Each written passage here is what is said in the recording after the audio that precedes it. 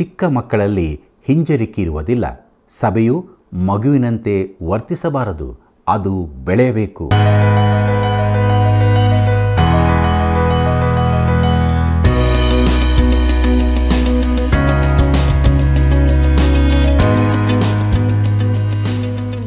ಆತ್ಮೀಯ ಸಹೋದರ ಸಹೋದರಿಯರೇ, ನಿಮ್ಮ ಅಚ್ಚುಮೆಚ್ಚಿನ ದೈವಾನ್ವೇಷಣೆ ಸತ್ಯವೇದ ಅಧ್ಯಯನ ಕಾರ್ಯಕ್ರಮಕ್ಕೆ ಪ್ರೀತಿಯ ಸುಸ್ವಾಗತ. ಸಭೆಯ ಐಕ್ಯತೆಯ ಮೂಲ ವಿಷಯಗಳು ಏನಾಗಿರಬೇಕು? ನಾವು ದೇವರ ವಿಶ್ವದಲ್ಲಿದ್ದೇವೆ. ಸಭೆಯು ಕ್ರಿಸ್ತನಲ್ಲಿ ಬೆಳೆಯುತ್ತಾ ಇರಬೇಕು. ಆತ್ಮೀಯ ಕೃಪಾವರಗಳ ಬಗ್ಗೆ ಸವಿಸ್ತಾರವಾಗಿ ತಿಳಿದುಕೊಳ್ಳಲು ಬಯಸುವಿರಾ? ಹಾಗಾದರೆ ಕಾರ್ಯಕ್ರಮವನ್ನು ಪೂರ್ತಿಯಾಗಿ ವೀಕ್ಷಿಸಿ ದೇವರ ಆಶೀರ್ವಾದವನ್ನು ಹೊಂದಿಕೊಳ್ಳಿರಿ. ತಪ್ಪದೇ ಕರೆ ಮಾಡಿರಿ. ಬನ್ನಿರಿ, ನಮ್ಮ ಅಧ್ಯಯನವನ್ನು ಪ್ರಾರಂಭಿಸೋಣ. ಹರ್ಷ ಹೃದಯವು ಒಳ್ಳೆಯ ಔಷಧ, ಕುಗ್ಗಿದ ಮನದಿಂದ ಒಣಮೈ. ಜ್ಞಾನೋಕ್ತಿಗಳು 17:22. ಕರ್ತನಲ್ಲಿ ಪ್ರೀತಿಯುಳ್ಳ ಸಹೋದರ ಸಹೋದರಿಯರೇ, ನಮ್ಮ ರಕ್ಷಕನಾದ ಯೇಸು ಕ್ರಿಸ್ತನ ಅತೀ ಪರಿಶುದ್ಧವುಳ್ಳ ನಾಮದಲ್ಲಿ ನಿಮ್ಮೆಲ್ಲರಿಗೂ ನನ್ನ ಹೃದಯಪೂರ್ವಕವಾದ ಪ್ರೀತಿಯ ವಂದನೆಗಳು. ದೇವರ ಪರಿಶುದ್ಧವುಳ್ಳ ನಾಮಕ್ಕೆ ಅನಂತ ಸ್ತೋತ್ರವಾಗಲಿ. ಎಫೆಸದವರಿಗೆ ಬರೆದ ಪತ್ರಿಕೆಯಲ್ಲಿ ನಾವು ಮುಂದೆ ಸಾಗುತ್ತಾ ಇದ್ದೇವೆ. ಅಧ್ಯಯನದಲ್ಲಿ ಮುಂದುವರಿಯುವಾಗ ಈಗ ಪೌಲನು ಈ 7 ವಿಧದ ಐಕ್ಯವನ್ನು ಪಟ್ಟಿ ಮಾಡುತ್ತಾನೆ. ಅವುಗಳು ಯಾವುದು ಎಂಬುದಾಗಿ ನೋಡೋಣ. ಎಫೆಸದವರಿಗೆ ಬರೆದ ಪತ್ರಿಕೆ 4ನೇ ಅಧ್ಯಾಯ 4ನೇ ವಚನದಿಂದ 6ನೇ ವಚನದವರೆಗೆ ಗಮನಿಸಿರಿ. ಅಲ್ಲಿ ನಾವು ಹೀಗೆ ನೋಡುತ್ತೇವೆ: ನೀವೆಲ್ಲರೂ ಒಂದೇ ದೇಹಕ್ಕೆ ಸೇರಿದವರು, ಒಬ್ಬನೇ ಆತ್ಮನನ್ನು ಹೊಂದಿದವರು, ಒಂದೇ ಪದವಿಯನ್ನು ನಿರೀಕ್ಷಿಸುವುದಕ್ಕೆ ಕರೆಯಲ್ಪಟ್ಟವರು. ನಿಮ್ಮೆಲ್ಲರಿಗೂ ಕರ್ತನು ಒಬ್ಬನೇ, ಭರವಸವು ಒಂದೇ, ಸ್ನಾನ ದೀಕ್ಷೆ ಒಂದೇ, ಎಲ್ಲರಿಗೂ ತಂದೆಯಾಗಿರುವ ದೇವರು ಒಬ್ಬನೇ. ಆತನು ಎಲ್ಲರ ಮೇಲಿರುವವನು, ಎಲ್ಲರ ಮುಖಾಂತರ ಕಾರ್ಯ ನಡೆಸುವವನು, ಎಲ್ಲರಲ್ಲಿ ವಾಸಿಸುವವನು ಆಗಿದ್ದಾನೆ ಎಂಬುದಾಗಿ. ಪ್ರೀತಿಯುಳ್ಳ ದೇವಜನರೇ, 7 ವಿಧದ ಐಕ್ಯದ ಪಟ್ಟಿಯನ್ನು ಒಂದೊಂದಾಗಿ ಅಧ್ಯಯನ ಮಾಡೋಣ. ಮೊದಲನೆಯದು ಒಂದೇ ದೇಹ. ಪ್ರಿಯರೇ, ಇದು ಪಂಚಾಶತಮ ದಿನದಿಂದ ಸಭೆ ಮೇಲಕ್ಕೆತ್ತಲ್ಪಡುವ ತನಕದ ಎಲ್ಲ ವಿಶ್ವಾಸಿಗಳ ಸಮೂಹಕ್ಕೆ ಸೂಚನೆಯಾಗಿದೆ. ಈ ಒಂದೇ ದೇಹವು ಅದೃಶ್ಯ ಸಭೆ ಎಂಬುದಾಗಿ ಕೂಡ ಕರೆಯಲ್ಪಟ್ಟಿದೆ. ಆದರೆ ಇದು ಸಂಪೂರ್ಣವಾಗಿ ಸರಿಯಲ್ಲ. ಎಲ್ಲ ನಿಜ ವಿಶ್ವಾಸಿಗಳು ದೃಶ್ಯವಾಗಿಯೂ ಇರುತ್ತಾರೆ. ಎರಡನೇದಾಗಿ ಒಂದೇ ಆತ್ಮ. ಕ್ರಿಸ್ತನ ದೇಹಕ್ಕೆ ಪ್ರತಿ ವಿಶ್ವಾಸಿಯನ್ನು ದೀಕ್ಷಾಸ್ಥಾನದಲ್ಲಿ ಸೇರಿಸುವ ಪವಿತ್ರಾತ್ಮನು ವಿಶ್ವಾಸಿಗಳನ್ನು ಕ್ರಿಸ್ತನಲ್ಲಿ ಐಕ್ಯಗೊಳಿಸುವ ಕಾರ್ಯ ಪವಿತ್ರಾತ್ಮನದು. ವಿಶ್ವಾಸಿಗಳು ಈ ಐಕ್ಯವನ್ನು ಕಾಪಾಡಬೇಕೆಂದು ಹೇಳಿಯದೆ. ಮೂರನೇದಾಗಿ ನಿಮ್ಮ ಕರೆಯ ನಿರೀಕ್ಷೆ ಒಂದೇ. ಪ್ರಿಯರೇ, ಇದು ಎಲ್ಲ ವಿಶ್ವಾಸಿಗಳೆದುರು ನೀಡಲ್ಪಟ್ಟ ಗುರಿಯಾಗಿದೆ. ಅವರು ಈ ಲೋಕದಿಂದ ತೆಗೆಯಲ್ಪಟ್ಟು ಕ್ರಿಸ್ತನ ಸನ್ನಿಧಾನಕ್ಕೆ ತರಲ್ಪಡುವರು. ಇದು ನಿಜವಾದ ಮಹಿಮೆಯ ನಿರೀಕ್ಷೆಯಾಗಿದೆ. ತೀತನಿಗೆ ಬರೆದ ಪತ್ರಿಕೆ 2ನೇ ಅಧ್ಯಾಯ 13ನೇ ವಚನವನ್ನು ನೋಡಿರಿ. ನಾಲ್ಕನೇದಾಗಿ ಒಬ್ಬನೇ ಕರ್ತನು. ಇದು ಕರ್ತನಾದ ಯೇಸು ಕ್ರಿಸ್ತನೇ. ವಿಶ್ವಾಸಿಗಳ ಮೇಲಿನ ಆತನ ಒಡೆತನವು ಸಭೆಯ ಐಕ್ಯವನ್ನುಂಟು ಮಾಡುತ್ತದೆ. ಐದನೇದಾಗಿ ಒಂದೇ ದೀಕ್ಷಾಸ್ಥಾನ. ಅಪೋಸ್ತಲರ ವಿಶ್ವಾಸ ಪ್ರಮಾಣವೆಂಬ ಸತ್ಯ ಸಂಗತಿಗಳು. ಅಪೋಸ್ತಲ ಕೃತ್ಯಗಳು 2ನೇ ಅಧ್ಯಾಯ 42ನೇ ವಚನವನ್ನು ನೋಡಿರಿ. ಪ್ರಿಯರೇ, ಇದನ್ನು ತಿರಸ್ಕರಿಸಿದಾಗ ಸಭೆಯಲ್ಲಿ ಗುಂಪುಗಳುಂಟಾಗುತ್ತವೆ. ವಿಶ್ವಾಸಿಗಳನ್ನು ಒಟ್ಟುಗೂಡಿಸುವ ಒಂದು ಬಂಧವಿರಬೇಕು. ಈ ಬಂಧವು ಸರಿಯಾದ ಬೋಧನೆಯೇ. ಆರನೇದಾಗಿ ಒಂದೇ ದೀಕ್ಷಾಸ್ಥಾನ. ಪ್ರಿಯರೇ, ಇದು ಪವಿತ್ರಾತ್ಮನ ದೀಕ್ಷಾಸ್ಥಾನ. ಇದೇ ನಿಜವಾದ ದೀಕ್ಷಾಸ್ಥಾನ. ಸಾಂಪ್ರದಾಯಿಕ ದೀಕ್ಷಾಸ್ಥಾನವು ನೀರಿನಿಂದ ಕೊಡಲ್ಪಡುವಂಥದ್ದು. ವಿಶ್ವಾಸಿಗಳು ನಿಜವಾಗಿ ಒಂದಾಗಿ ಮಾಡಲ್ಪಡುವ ಪವಿತ್ರಾತ್ಮನ ದೀಕ್ಷಾಸ್ಥಾನಕ್ಕೆ ನೀರಿನ ದೀಕ್ಷಾಸ್ಥಾನವು ಒಂದು ಗುರುತು ಮಾತ್ರವಾಗಿರುತ್ತದೆ. ಕೊನೆಯದಾಗಿ ಏಳನೇದಾಗಿ ಎಲ್ಲರಿಗೂ ತಂದೆಯಾಗಿರುವ ಒಬ್ಬನೇ ದೇವರು. ಕರ್ತನಲ್ಲಿ ಪ್ರಿಯರೇ, ಇದು ವಿಶ್ವಾಸಿಗಳ ತಂದೆಯಾಗಿರುವ ದೇವರನ್ನು ಸೂಚಿಸುತ್ತದೆ. ಒಬ್ಬನೇ ತಂದೆ ಇರುವುದರಿಂದ ಆತನು ಅವಿಶ್ವಾಸಿಗಳ ತಂದೆಯಾಗಿರುವುದಿಲ್ಲ. ಮಗನ ಸ್ಥಾನವು ಕ್ರಿಸ್ತನ ಮೂಲಕವಾಗಿ ಕೊಡಲ್ಪಡುತ್ತದೆ. ವಿಶ್ವಾಸಿಗಳ ಹಾಗೂ ಅವಿಶ್ವಾಸಿಗಳ ನಡುವಣ ಸ್ಪಷ್ಟ ವ್ಯತ್ಯಾಸವನ್ನು ತಿಳಿಯಪಡಿಸುತ್ತದೆ. ಪುನರ್ಜನ್ಮದ ಮೂಲಕ ಆತನವರಾದ ಎಲ್ಲರಿಗೂ ಆತನೇ ತಂದೆಯಾಗಿದ್ದಾನೆ. ಕರ್ತನಲ್ಲಿ ಪ್ರೀತಿಯುಳ್ಳ ಸಹೋದರ ಸಹೋದರಿಯರೇ, ಪರಲೋಕದಲ್ಲಿ ತಂದೆಯ ಬಲಗಡೆಯಲ್ಲಿ ಆಸೀನನಾಗಿರುವ ಕ್ರಿಸ್ತನೊಂದಿಗೆ ಸೇರಿಸಲ್ಪಟ್ಟಿರುವ ಕ್ರಿಸ್ತನ ಶರೀರವೆಂಬ ಸಭೆಯ ಕುರಿತಾಗಿ ಪೌಲನು ಮಾತನಾಡುತ್ತಿದ್ದಾನೆ. ಇದು ಒಂದು ಮರ್ಮವಾಗಿದೆ. ಅದು ಕ್ರಿಸ್ತನಲ್ಲಿರುವುದರಿಂದ ಪೂರ್ಣ ಸತ್ಯವಾದದ್ದಾಗಿದೆ. ಕೆಲವರು ಅತಿಯಾದ ಪರಲೋಕಭಾವದವರಾಗಿ ಈ ಸತ್ಯಗಳಲ್ಲಿ ಎಷ್ಟು ಮುಳುಗಿರುತ್ತಾರೆಂದರೆ ಅವರು ಈ ಲೋಕಕ್ಕೆ ಯೋಗ್ಯರಾಗಿರುವುದಿಲ್ಲ. ನಾವು ಇನ್ನೂ ಈ ಪಾಪ ತುಂಬಿದ ಕೆಟ್ಟದಾದ ಲೋಕದಲ್ಲೇ ಇದ್ದೇವೆಂಬುದನ್ನು ಪೌಲನು ನಮಗೆ ತೋರಿಸಲು ಪ್ರಯತ್ನಿಸುತ್ತಿದ್ದಾನೆ. ವಿಶ್ವಾಸಿಯ ನಡೆಯ ಕುರಿತಾದ ಈ ವಿವರಣೆಯಲ್ಲಿ ಪೌಲನು ಮೊದಲಿಗೆ ವೈಯಕ್ತಿಕವಾಗಿ ವ್ಯಕ್ತಿಯೊಂದಿಗೆ ಮಾತನಾಡುತ್ತಾನೆ. ಪ್ರಿಯರೇ, ವ್ಯಕ್ತಿಯು ವಿನಯವಾಗಿಯೂ ಸಾತ್ವಿಕತ್ವದಿಂದಲೂ ಇರಬೇಕು. ಬಳಿಕ ಅವನು ಇಡೀ ಸಭೆಗೆ ಮಾತನಾಡುತ್ತಾನೆ.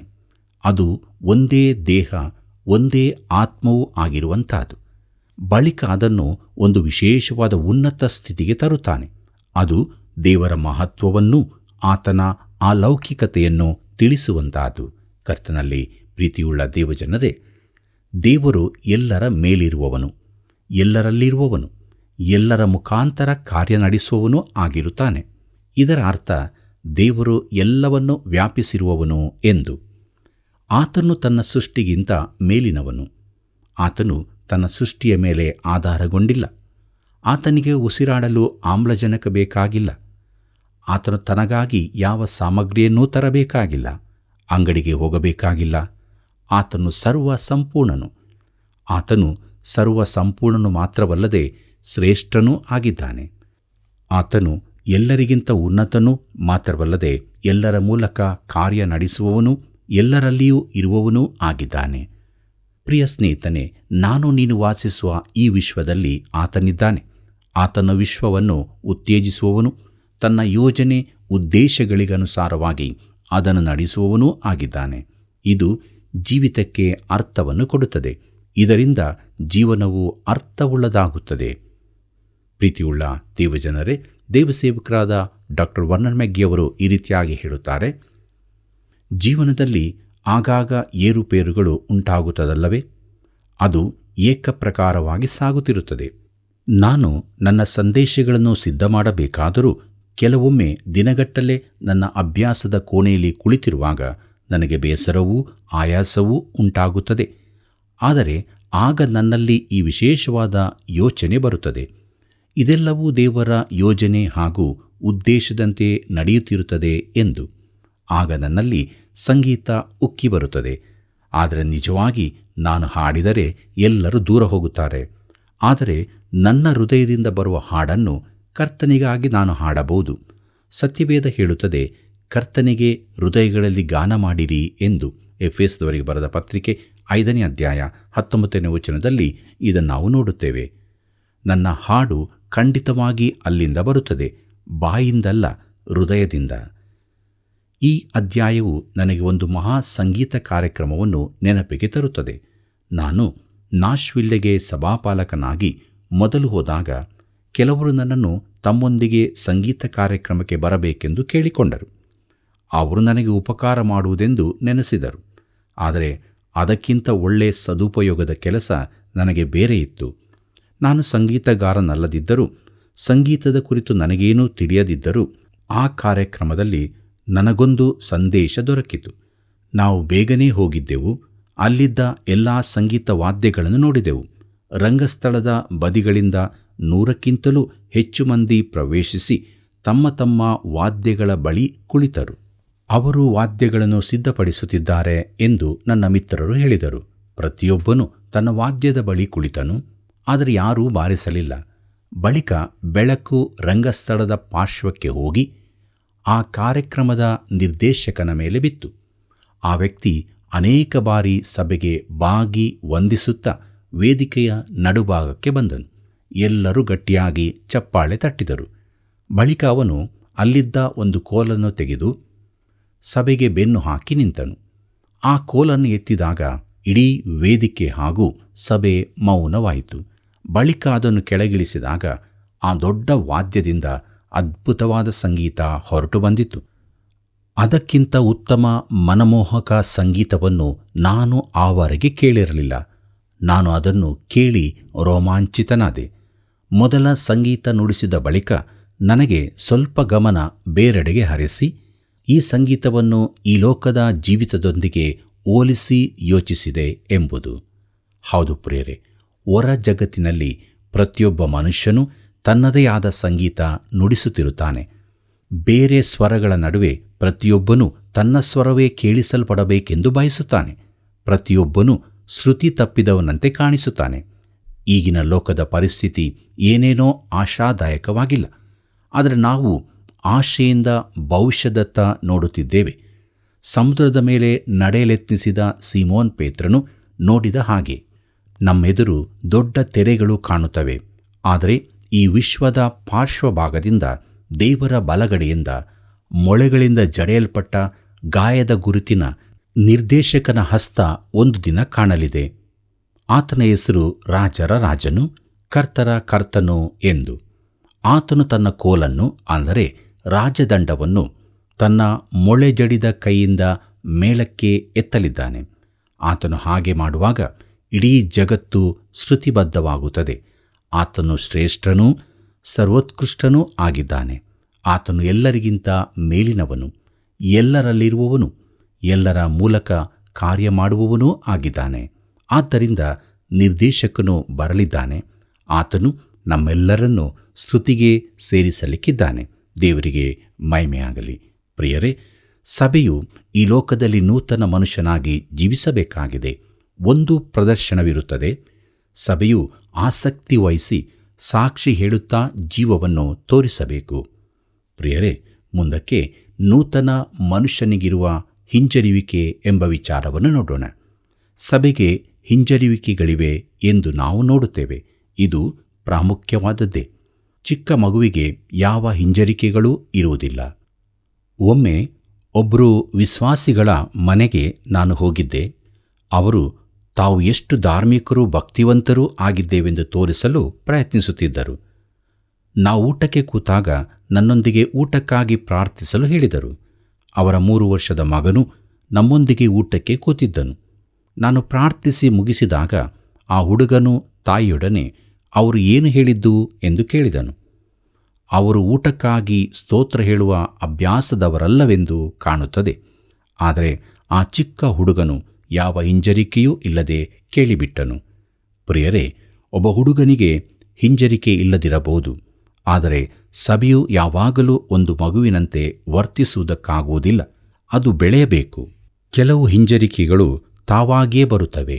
ಒಬ್ಬ ಪ್ರೌಢ ಮನುಷ್ಯನು ಹೇಳಲಾಗದ ಕೆಲವು ಸಂಗತಿಗಳನ್ನು ಚಿಕ್ಕ ಮಕ್ಕಳು ಹೇಳಿಬಿಡಬಹುದು. ಸಭೆಯು ಶಿಶುವಾಗಿಯೇ ಇರದೆ ಬೆಳೆಯಬೇಕಾಗಿದೆ.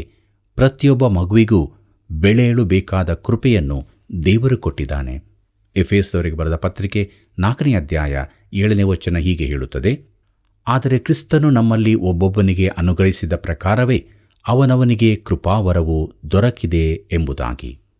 ಕರ್ತನಲ್ಲಿ ಪ್ರಿಯರೇ, ರೋಮಾಪುರದವರಿಗೆ ಬರೆದ ಪತ್ರಿಕೆ 12ನೇ ಅಧ್ಯಾಯದಲ್ಲಿ ನಾವು ನೋಡುವಂತೆ ದೇವರು ವಿಶ್ವಾಸಿಗಳಿಗೆ ವರಗಳನ್ನು ಕೊಟ್ಟಿದ್ದಾನೆ. ಕೊರಿಂಥದವರಿಗೆ ಬರೆದ ಮೊದಲನೇ ಪತ್ರಿಕೆ 12ನೇ ಅಧ್ಯಾಯದಿಂದ 14ನೇ ಅಧ್ಯಾಯದವರೆಗಿನ ಅಧ್ಯಾಯಗಳಲ್ಲಿ ಕೂಡ ಇದನ್ನು ಕಾಣುತ್ತೇವೆ. ವಿಶ್ವಾಸಿಗಳು ಪವಿತ್ರಾತ್ಮನಲ್ಲಿನ ಐಕ್ಯವನ್ನು ಜಾಗ್ರತೆಯಿಂದ ಕಾಪಾಡಿಕೊಳ್ಳಬೇಕಾಗಿದ್ದರೂ ಒಬ್ಬನು ಮತ್ತೊಬ್ಬನ ಯಥಾಪ್ರತಿಯಾಗಿರಬೇಕೆಂದಿಲ್ಲ. ಪ್ರತಿಯೊಬ್ಬ ವಿಶ್ವಾಸಿಯು ಸಭೆ ಎಂಬ ದೇಹದಲ್ಲಿ ನಿರ್ದಿಷ್ಟ ರೀತಿಯಲ್ಲಿ ಕಾರ್ಯ ನಡೆಸುವ ಹಾಗೆ ಪ್ರತಿಯೊಬ್ಬನಿಗೂ ಒಂದೊಂದು ವರವು ಕೊಡಲ್ಪಟ್ಟಿದೆ. ಪೌಲನು ಬರೆಯುತ್ತಾನೆ, ಆದರೆ ಪ್ರತಿಯೊಬ್ಬನಲ್ಲಿ ತೋರಿಬರುವ ದೇವರಾತ್ಮನ ವರಗಳು ಸರ್ವರ ಪ್ರಯೋಜನಾರ್ಥವಾಗಿ ಕೊಡಲ್ಪಟ್ಟಿದೆ ಎಂದು. ಇದನ್ನು ನಾವು ಕೊರಿಂಥದವರಿಗೆ ಬರೆದ ಮೊದಲನೇ ಪತ್ರಿಕೆ 12ನೇ ಅಧ್ಯಾಯ 7ನೇ ವಚನದಲ್ಲಿ ಓದುತ್ತೇವೆ. ಪ್ರಿಯರೇ, ಇದರ ಅರ್ಥವೇನೆಂದರೆ ವಿಶ್ವಾಸಿಗಳು ಈ ದೇಹವೆಂಬ ಕೂಟವನ್ನು ಕಟ್ಟುವ ಉದ್ದೇಶಕ್ಕಾಗಿ ದೇವರಾತ್ಮನು ವಿಶ್ವಾಸಿಯ ಮೂಲಕ ಕಾರ್ಯ ನಡೆಸುವುದೇ ವರವಾಗಿದೆ. ಅದು ವಿಶ್ವಾಸಿಗಳೆಲ್ಲರ ಪ್ರಯೋಜನಾರ್ಥವಾಗಿ ಇರುವಂಥದ್ದು. ಯಾವ ವರವಾದರೂ ನಿನ್ನೊಬ್ಬನ ಆತ್ಮೀಯ ಬೆಳವಣಿಗೆಗಾಗಿ ಮಾತ್ರ ಕೊಡಲ್ಪಟ್ಟಿಲ್ಲ. ಆದರೆ ವಿಶ್ವಾಸಿಗಳ ಕೂಟದಲ್ಲಿ ಸಭೆಯ ಪ್ರಯೋಜನಕ್ಕಾಗಿಯೂ ಸಭೆಗೆ ಆಶೀರ್ವಾದ ದೊರಕುವಂತೆಯೂ ನಿನಗೆ ವರವು ಕೊಡಲ್ಪಟ್ಟಿರುತ್ತದೆ.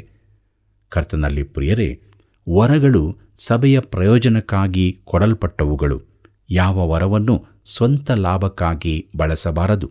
ಆ ರೀತಿ ಉಪಯೋಗಿಸಲ್ಪಟ್ಟರೆ ಅದು ವರವೇ ಅಲ್ಲ, ಆದರೆ ತಾನಿರುವ ಸಭೆಯಲ್ಲಿನ ನಿರ್ದಿಷ್ಟ ಉಪಯೋಗಕ್ಕಾಗಿ ಕಾರ್ಯ ಮಾಡುವುದಕ್ಕಾಗಿ ಸಭೆಯ ಪ್ರತಿಯೊಬ್ಬನಿಗೂ ವರವು ಕೊಡಲ್ಪಟ್ಟಿದೆ. ಕರ್ತನಲ್ಲಿ ಪ್ರಿಯರೇ, ಒಂದು ವೇಳೆ ನನ್ನ ಕಣ್ಣುಗಳು ನಿದ್ರೆಯಿಂದ ಭಾರವಾಗಿರುವುದರಿಂದ ನನ್ನೊಂದಿಗೆ ಏಳಲಾರವೆಂದು ಹೇಳುವುದಾದರೆ, ನನ್ನ ಕಾಲುಗಳು ನನ್ನೊಂದಿಗೆ ನಡೆಯಲಾರವೆಂದು ಹೇಳುವುದಾದರೆ, ನನಗೆ ಕಣ್ಣುಗಳೂ ಬೇಕು, ಕಾಲುಗಳೂ ಬೇಕು. ನನ್ನ ಮೆದುಳು ಕೂಡ ನನ್ನ ಜೊತೆ ಸಹಕರಿಸುತ್ತದೆ. ನನ್ನ ದೇಹದ ಪ್ರತಿಯೊಂದು ಅಂಗವೂ ತನಗೆ ನೇಮಿಸಲ್ಪಟ್ಟ ಕೆಲಸವನ್ನು ಒಟ್ಟಾಗಿ ಮಾಡಬೇಕಾಗಿದೆ. ಪ್ರತಿಯೊಬ್ಬ ವಿಶ್ವಾಸಿಯು ನಿರ್ದಿಷ್ಟ ರೀತಿಯಲ್ಲಿ ಕಾರ್ಯ ಮಾಡುವಂತೆ ಪ್ರತಿಯೊಬ್ಬನಿಗೂ ಒಂದು ವರವು ಕೊಡಲ್ಪಟ್ಟಿದೆ. ಹೀಗಿರುವಾಗ ಆ ದೇಹ ಸರಿಯಾಗಿ ಕೆಲಸ ಮಾಡುತ್ತದೆ. ಆಗ ನಾವು ಆತ್ಮನ ಐಕ್ಯವನ್ನು ಕಾಣುತ್ತೇವೆ. ವರಗಳೊಂದಿಗೆ ಪ್ರತಿಯೊಬ್ಬರಿಗೂ ದೇವರಾತ್ಮನ ಶಕ್ತಿ ಹಾಗೂ ಪರಿಪೂರ್ಣತೆಯೊಂದಿಗೆ ಅದನ್ನು ಉಪಯೋಗಿಸುವ ಕೃಪೆಯೂ ಕೊಡಲ್ಪಟ್ಟಿದೆ. ಪ್ರತಿಯೊಬ್ಬ ವಿಶ್ವಾಸಿಯು ತನ್ನ ವರವನ್ನು ಉಪಯೋಗಿಸುವಾಗ ಸಾಮರಸ್ಯ ಉಂಟಾಗುತ್ತದೆ. ಆದರೆ ದೇಹದ ಒಂದು ಅಂಗಕ್ಕೆ ಸಂಕಷ್ಟ ಬಂದಾಗ ಇಡೀ ದೇಹ ತೊಂದರೆಯನ್ನು ಅನುಭವಿಸುತ್ತದೆ. ಇದರ ಅರ್ಥವೇನೆಂದರೆ, ನೀನು ನಿನ್ನ ವರವನ್ನು ಉಪಯೋಗಿಸದಿದ್ದರೆ ನಾವೆಲ್ಲರೂ ಶ್ರುತಿ ತಪ್ಪುತ್ತೇವೆ. ಎಫೆಸದವರಿಗೆ ಬರೆದ ಪತ್ರಿಕೆ 4ನೇ ಅಧ್ಯಾಯ 8ನೇ ವಚನವನ್ನು ಗಮನಿಸಿರಿ. ಅಲ್ಲಿ ನಾವು ಹೀಗೆ ನೋಡುತ್ತೇವೆ, ಆದದರಿಂದ ಆತನು ಉನ್ನತ ಸ್ಥಾನಕ್ಕೆ ಏರಿದಾಗ ತಾನು ಜಯಿಸಿದ್ದ ಬಹು ಜನರನ್ನು ಸೆರೆ ಹಿಡಿದುಕೊಂಡು ಹೋಗಿ ಮನುಷ್ಯನಿಗೆ ದಾನಗಳನ್ನು ಮಾಡಿದನು ಎಂಬುದಾಗಿ ಪ್ರವಾದಿಯು ಹೇಳುತ್ತಾನೆ ಎಂಬುದೇ. ಕರ್ತನಲ್ಲಿ ಪ್ರಿಯರೇ, ಇದು ಕೀರ್ತನೆ 68:18 ಮಾತಾಗಿದೆ. ಅಲ್ಲಿ ಹೀಗೆ ಬರೆದದೆ, ನೀನು ಜಯಿಸಿದ ಬಹು ಜನರನ್ನು ಸೆರೆ ಹಿಡಿದುಕೊಂಡು ಹೋಗಿ ನಿನಗೆ ದ್ರೋಹಿಗಳಾದ ಮನುಷ್ಯರಿಂದಲೇ ಕಪ್ಪಗಳನ್ನು ಸಂಗ್ರಹಿಸಿ ಉನ್ನತ ಸ್ಥಾನಕ್ಕೆ ಏರಿದ್ದಿ, ದೇವನಾದ ಯಾಹುವೇ ಅಲ್ಲೇ ವಾಸಿಸುವಿ ಎಂಬುದಾಗಿ. ಪ್ರೀತಿಯುಳ್ಳ ದೇವಜನರೇ, ಒಂದು ವೇಳೆ ಇಲ್ಲಿ ಸ್ವಲ್ಪ ವ್ಯತ್ಯಾಸವಿದೆ ಎಂದು ಯಾರಾದರೂ ಹೇಳಬಹುದು. ಎಫೆಸದಲ್ಲಿ ಆತನು ದಾನಗಳನ್ನು ಮಾಡಿದನು ಎಂದು ಬರೆದದೆ. ಕೀರ್ತನೆಯಲ್ಲಿ ಕಪ್ಪಗಳನ್ನು ಸಂಗ್ರಹಿಸಿ ಎಂದು ಬರೆದದೆ. ಹಳೆ ಒಡಂಬಡಿಕೆಯ ಮಾತನ್ನು ತಪ್ಪಾಗಿ ಹೇಳಲಾಗಿದೆಯೋ? ಇಲ್ಲ ಪ್ರಿಯರೇ. ಒಬ್ಬ ಲೇಖಕನಿಗೆ ತನ್ನ ಬರಹವನ್ನು ಬದಲಾಯಿಸುವ ಹಕ್ಕು ಇರುತ್ತದೆ, ಆದರೆ ಬೇರೆಯವರು ಅದನ್ನು ಮಾಡಲು ಸಾಧ್ಯವಿಲ್ಲ. ಒಮ್ಮೆ ನನ್ನ ಮಾತು ಒಂದು ಪುಸ್ತಕದಲ್ಲಿ ತಪ್ಪಾಗಿ ಮುದ್ರಿತವಾದಾಗ ಪ್ರಕಾಶಕರು ಅದಕ್ಕಾಗಿ ಕ್ಷಮೆ ಕೋರಿದರು.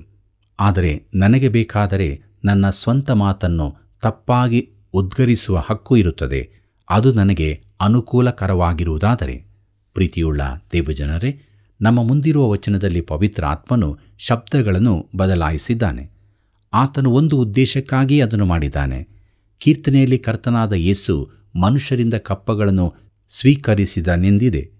ಆತನ ಬಳಿ ಎಲ್ಲ ವರಗಳು ಸಿದ್ಧವಾಗಿದ್ದವು. ಬಳಿಕ ಆತನು ಭೂಮಿಗೆ ಬಂದನು. ಆತನು ಇಲ್ಲಿ ಇದ್ದು ತಂದೆಯ ಬಳಿಗೆ ಹೋಗುವಾಗ ಆತನು ವರಗಳನ್ನು ಜನರಿಗೆ ಹಂಚಿದನು. ಪವಿತ್ರಾತ್ಮನ ಮೂಲಕ ನಮಗೆ ಅವುಗಳನ್ನು ಕೊಟ್ಟನು. ಈ ಭಾಗವು ಸತ್ಯವೇದ ಎಷ್ಟು ನಿಖರವಾಗಿದೆ ಎಂದು ತಿಳಿಸುತ್ತದೆ. ಅದರಲ್ಲಿ ತಪ್ಪುಗಳಿಲ್ಲ.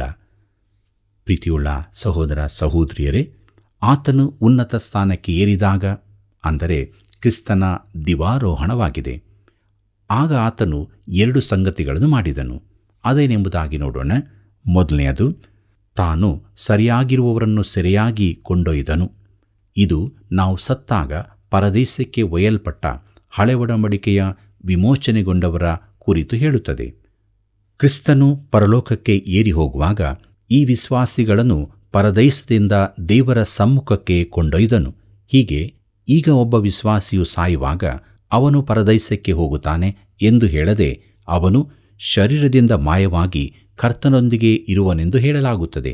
ಕೊರಿಂಥದವರಿಗೆ ಬರೆದ 2ನೇ ಪತ್ರಿಕೆ 5ನೇ ಅಧ್ಯಾಯ 8ನೇ ವಚನವನ್ನು, ಫಿಲಿಪ್ಯರಿಗೆ ಬರೆದ ಪತ್ರಿಕೆ 1ನೇ ಅಧ್ಯಾಯ 23ನೇ ವಚನಗಳನ್ನು ನೋಡಿರಿ.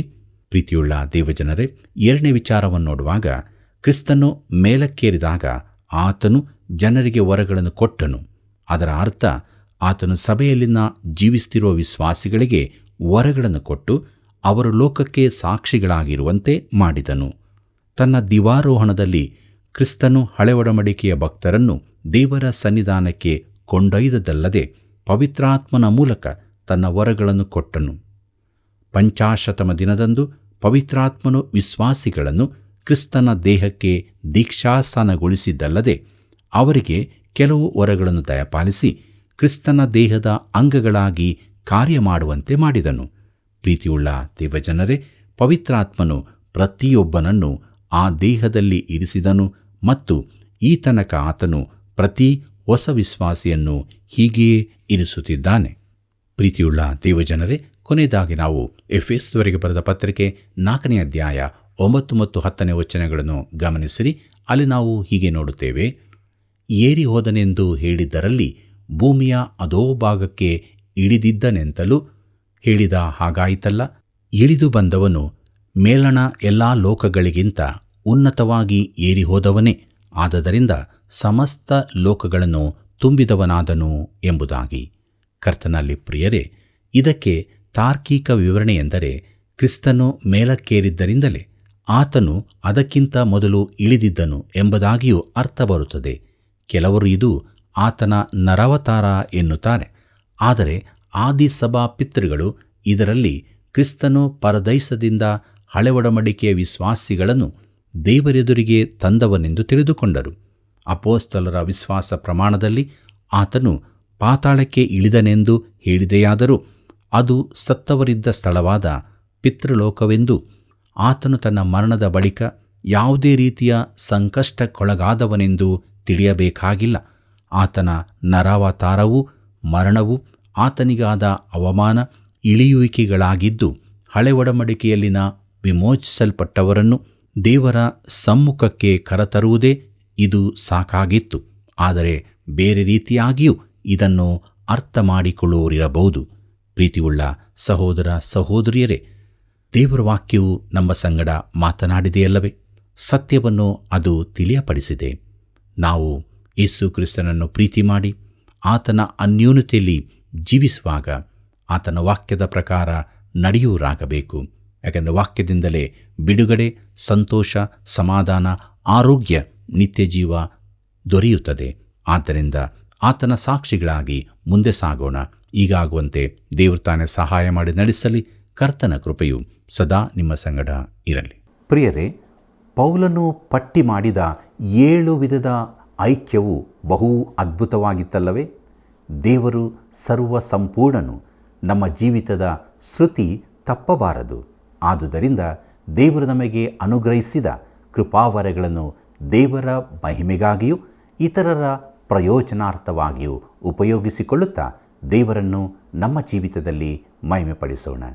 ಬನ್ನಿರಿ, ಪ್ರಾರ್ಥನೆ ಮಾಡೋಣ.